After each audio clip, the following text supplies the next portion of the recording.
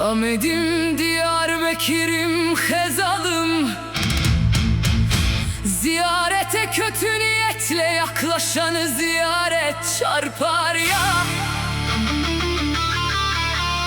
İşte o Miraç'ta dua edilen, ziyaretleşen kentim benim. Ceylan'ın büyü gelinlik çağına gelmiş, asil kız gibi her kendini bilen erkeğin hayatına girmiş. En değerli kadına, eşi, kızı, annesi, kız kardeşi vesaire, aşktan da öte bir sevgiyle, saygıyla ve değerle söylediği, Hezal'ım benim diyen şehirim ben.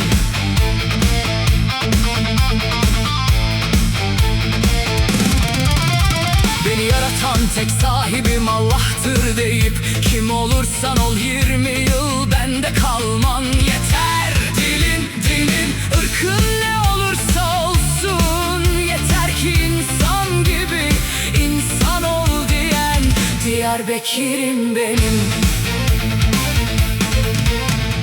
Evliyaların, medeniyetlerin kenti, kardeşçe saygıyla, barışla, benzerlik, aynılık ve farkındalık bilinciyle, onurlu, şerefli, huzurlu bir birlikteliği yaşatan örnek dünyam Ahmet'im benim.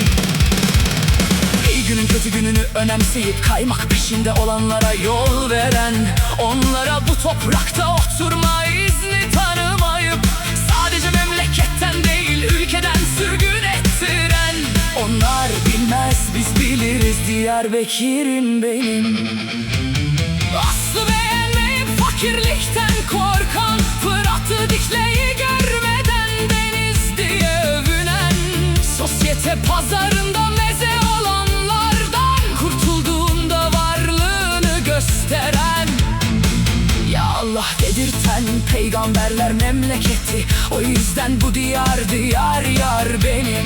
Pisliklerin, haramzadelerin, günahkarların, kötü zan ve nazarların karşısında kişilik, ahlaklı, tertemiz ve ilahi destekle korunan, o samimi içten bebekse yanıyla masumiyet sahibi, doğduğum gözümün ve gönlümün doyduğu, doyurulduğum memleketim benim.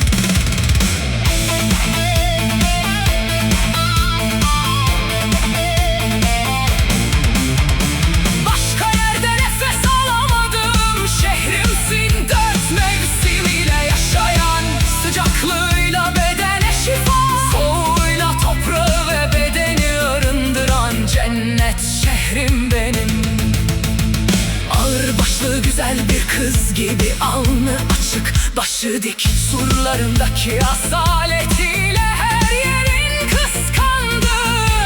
Alınamayan, yıkılamayan, tarihte direnen kent, ilçeleriyle, hikayeleriyle, Kırıklar Dağı'yla, Suzan'ıyla, Suzi'siyle, müziğiyle, yemeğiyle, şairleriyle, şaire geceleriyle, düğünleriyle, halk oyunlarıyla, her şeyiyle hayran olduğum Ahmet'im. Seni verene, seni yaratana kurban oldum. Bakırı, asrı, ipeğiyle, daha işlenmemiş nice cevheriyle, altın gibi işlenmeyi bekleyen Allah'ın rahmeti ve bereketiyle, güzelliği yollandıkça artan eşsiz hazinem, canım memleketim. O ya Allah'ımızın yarattığı eşi benzeri olmayan bir cennet cevheri, namuslu dilinin içinde veli, namussuz aklın içinde deli olduğu şehir. Diyarbakır'ım